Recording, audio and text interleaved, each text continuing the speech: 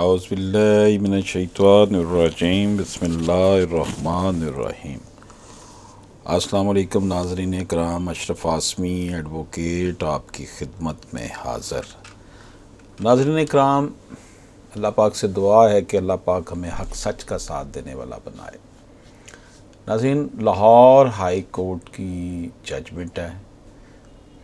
दो जस्टिस साहबान ने इस केस को सुना, मिस्टर जस्टिस मिर्ज़ा वकास रऊफ़ साहब ने और मिस्टर जस्टिस जवाद हसन साहब ने। जजमेंट जो लिखी है वो जस्टिस मिर्ज़ा वकास रऊफ़ साहब ने लिखी है। Abdul Ghafoor and another versus Babar Sultan Jadoon and 3 others. ये RFA है जी, रेगुलर फर्स्ट अपील नंबर 71/2021 है।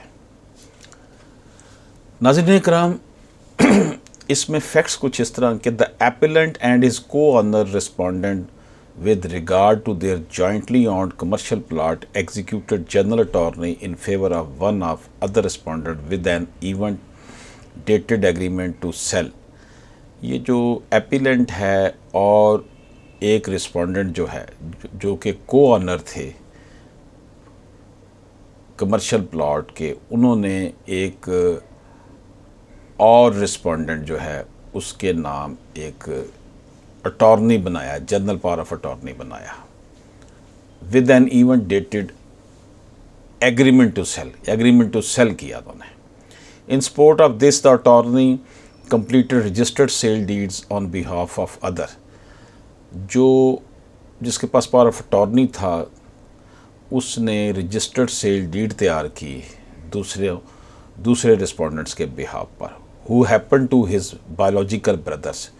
जो उसके जो थे वो बायोलॉजिकल ब्रदर्स थे, यानी हकीकी भाई थे।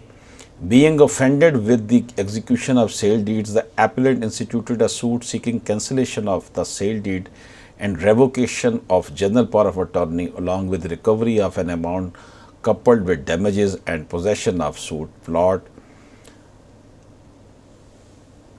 इससे जो है वो ऑफेंड होकर, इस सेल डीड से ऑफेंड होकर एपिलेंट ने एक सूट फाइल कर दिया, दावा दायर कर दिया कि सेल डीड को कैंसिल किया जाए, जनरल पावर ऑफ अटॉर्नी को भी कैंसिल किया जाए और रकम भी वापस दिलवाई जाए और डैमेजेस भी लिए जाएं। The said suit of the appellants was dismissed. Appellant का जो दावा था वो खारिज हो गया। Hence this regular first appeal section 96 of the CPC 1908, ये अपील की गई। फिर नाज़रीन कराम, यहाँ पर जो चीज़ हम डिस्कस कर रहे हैं इस वीडियो में वो ये है कि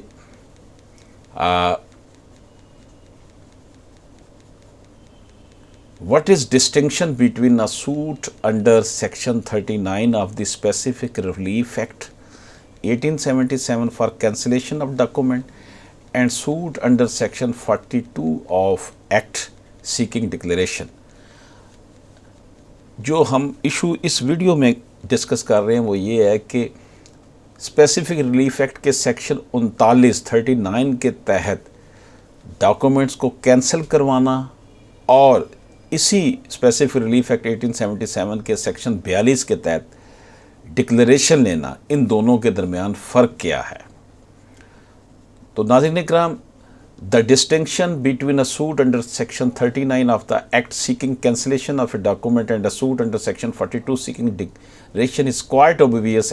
In the former case, the plaintiff does not seek a declaration regarding his title but only about invalidity of a deed, while in the latter case relief as far as regarding the title of the plaintiff or right in any property or statues। तो इसमें जो फ़र्क है 39 section cancellation of document का और suit under section 42 declaration का, वो जाहिर है कि जो सेक्शन 42 है उसमें वो प्लेंटिफ डिक्लेरेशन नहीं मांग रहा अपने टाइटल के हवाले से, क्योंकि वो तो ऑलरेडी उसका मालिक है, लेकिन वो कह रहा है कि वो जो डीड बनाई गई है उसको इनवैलिड करार दिया जाए। While in the latter case relief asked for is regarding the title of the plaintiff or right in any property or statues। Section 39 is part of Chapter 4 of the Chapter 5 of the Specific Relief Act 1877.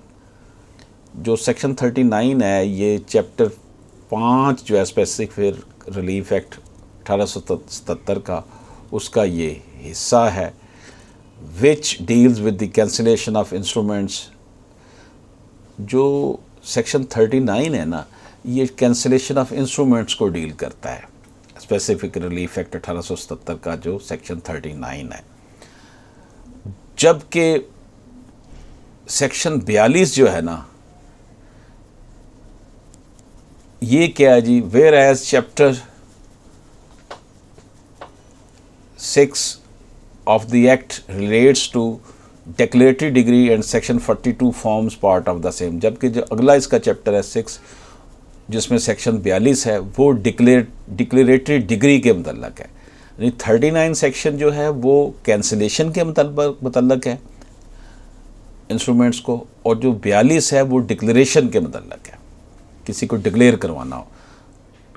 The notable distinction between the above two provision of the act is that section 39 presupposes that the document sought to be cancelled through the suit is void or voidable co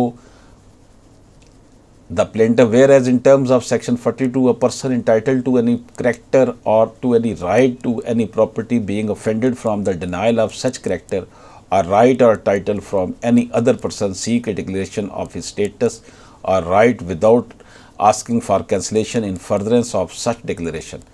39 में तो ये है कि जनाब जो documents wide है, गलत बनाया गया है, उसको कैंसिल करवाया जाए। और 42 जो है सेक्शन वो ये है कि इसमें ऑलरेडी उसका राइट है, मालिक वो ऑलरेडी है, entitled to any character or to any right to any property being offended from the denial of such character.